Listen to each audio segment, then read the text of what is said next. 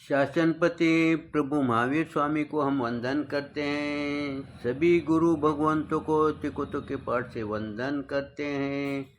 श्रद्धावान भाई और बहनों, आपके अंदर विराजित आत्मा को माजलगांव से सुभाष कोठारी का सादर प्रणाम, सादर जय जिनेन्द्र।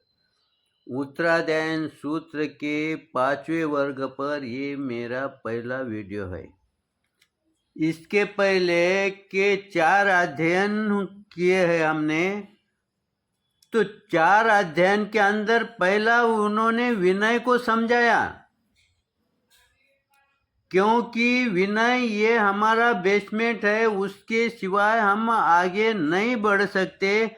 इसीलिए उन्होंने पहले अध्ययन में हमारे को विनय कहा है, विनय का समझाया है। विनय कैसा होना चाहिए उसके प्रकार बताए। उसके बाद हमने तीसरे वर्ग का चिंतन किया है। उसमें गुरु भगवंतों ने हमें 4 बातें दुर्लभ बताई हैं। इस अध्ययन के माध्यम से हमें ये समझाते हैं कि पहले ये 4 बातें दुर्लभ है, उसमें से तुम्हारे पास वो है क्या, इसका चिंतन करने के लिए हमें मजबूर किया है। और चौथे वर्ग में, चौथे अध्ययन में उन्होंने असंस्कृत आयु या संस्कृत या असंस्कृत यानी हम कैसे हैं इसके बारे में और प्रमाद के बारे में उन्होंने हमारे को सोचने के लिए मजबूर किया है। अब 5वें अध्ययन में गुरु भगवंत हमें क्या कहते हैं इसके बारे में हम चिंतन करेंगे। इसके 5वें अध्ययन में उन्होंने आकाम मरण और सकाम मरण ये सबको अनिवार्य है, उसके बारे में हमें गुरु भगवंतों ने चिंतन करने के लिए मजबूर किया है। तो 5वें गाथा में हमें क्या, 5वें वर्ग में 5वें अध्ययन में गुरु भगवान हमें क्या कहते हैं इसके बारे में हम सोचते हैं। अनवंशी मोहंशी एगे तिन्ने दुरुत्तरे तत्तम एगे महापन्ने इमम पन्नमुदारे संति में दुए ठाना अकाया मरंतिया अकानम मरणम चेव सकानम मरणम तहा। गुरु भगवंतों ने 5वें अध्ययन के पहले 2 गाथा में गुरु भगवंत समझाते हैं। गुरु भगवंत समझाते हैं कि मरण 2 प्रकार का है, एक अकाम मरण, एक सकाम मरण। इसके बारे में गुरु भगवंत कहते हैं, इसके बारे में वो सोचते हैं। देखो 2 बातें अनिवार्य हैं, जन्म कब लेना कैसे लेना ये हमारे बात हाथ में नहीं है, लेकिन जन्म लेना निश्चित है, क्योंकि हमारे कर्म बाकी है। अब कर्म बाकी है इसलिए हमारे को जन्म लेना जरूरी है, लेकिन जन्म कहाँ लेना ये हमारे हाथ में नहीं है।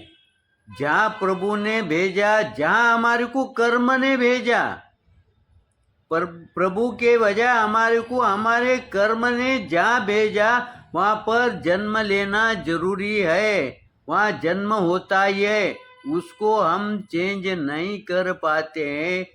लेकिन एक मराठी के अंदर एक कहावत आती है, जन्मता मी सामान्य माणूस होतो, जन्मता मी सामान्य माणूस होतो, कारण ते माझ्या हातात नव्हतं, परंतु मरताना मी सामान्य माणूस असणार नाही, कारण ते माझ्या हातात आहे। क्योंकि मृत्यु आना ये निश्चित है, लेकिन मेरे को कैसी मृत्यु आना चाहिए इसके लिए हम कोशिश कर सकते हैं, उसमें हम थोड़ा बहुत हम बदल कर सकते हैं। अगर चिकने कर्म है तो वो हमारे को भोगना ही पड़ता है, लेकिन फिर भी हम जो छोटे मोटे कर्म है उसको हम नष्ट कर सकते हैं। हमारे मृत्यु अटल है, जहाँ होना उसी जगह पर होगी, ये बात अगर सही भी होंगी, लेकिन हमें जो मृत्यु के समय जो तीव्र वेदना होती है उसमें हम कमी ला सकते। कमी कैसे लाएंगे? जैसे जो तीव्रता है मृत्यु के समय, जो वेदना की तीव्रता है उसको हम कम कर सकते हैं। जैसे एक आधे सब्जी में अगर नमक अधिक हुआ तो वो नमक हम निकाल नहीं सकते हैं, लेकिन उसके अंदर कोई अगर चीज मिलाए तो उसकी तीव्रता हम कम कर सकते हैं। वैसा ही मृत्यु के समय पर जो हमें तीव्र वेदना होनी है उस वेदना की तीव्रता हम कम कर सकते हैं। इस तरह का पांचवें गाथा के अंदर गुरु भगवान क्या कहते हैं इसके बारे में सोचते हैं। संसार एक महाप्रवाह वाला सागर है, उसे तैर कर दूसरे तट पहुंचना अत्यंत दुष्कर है। गुरु भगवान कहते हैं कि ये महासागर है। हम सागर की तुलना करते हैं, हम सृष्टि पर कई बड़े बड़े महासागर देखते हैं, लेकिन उनसे भी बहुत बड़ा, इसलिए इसको संसार को महासागर की उपमा दी है। अब इसमें हम जन्म तो लिया, लेकिन तैरने के लिए दूसरे छोर को पहुंचने के लिए अत्यंत दुष्कर, ऐसा प्रभु फरमाते हैं। यहाँ पर असंभव नहीं है, क्योंकि उन्होंने अत्यंत दुष्कर यानी अत्यंत कठिन है, लेकिन उन्होंने ये संभव नहीं ऐसा कहा है क्या? इसका मतलब हमने अगर ट्राई किए, प्रयत्न किए तो हम इसमें से तैर सकते हैं। ये गुरु भगवान को समझाना है। आगे क्या कहते हैं? कुछ लोग उसे पार कर गए हैं, कुछ लोग पार कर गए हैं। इसका उदाहरण हमारे को गौतम स्वामी है।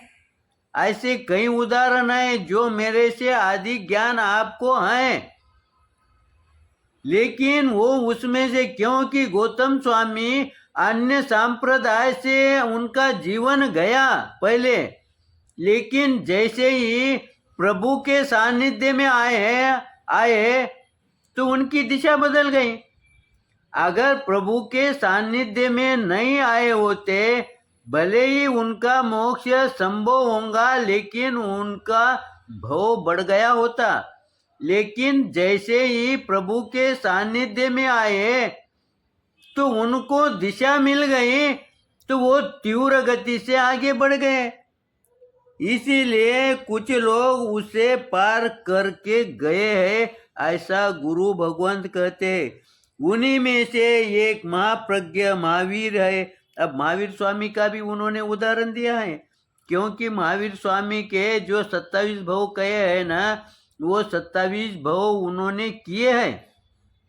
अब एक बार भव बन दिए तो 27 के 28 नहीं होंगे, लेकिन जब उन्होंने भव करते समय ये कर्म मैं आगे निकाल दूंगा, ये कर्म किए निर्जरा, आगे करते करते उन्होंने 27 भव में जब वो आए अंतिम भव में, उनको कितनी वेदना हुई, उनको कितने कर्म। ऐसा कहते हैं कि जो 23 तीर्थंकर है उनके जो कष्ट है उनसे कई गुना अधिक कष्ट प्रभु महावीर स्वामी ने उस 27वें भव में उन्होंने पार किया है। और उन पहले 23 तीर्थंकरों में उनकी आयु अधिक थी, लेकिन प्रभु महावीर की आयु कम थी, सिर्फ 72 वर्ष की आयु में। उन्होंने अपने कष्ट पूर्ण दूर किए।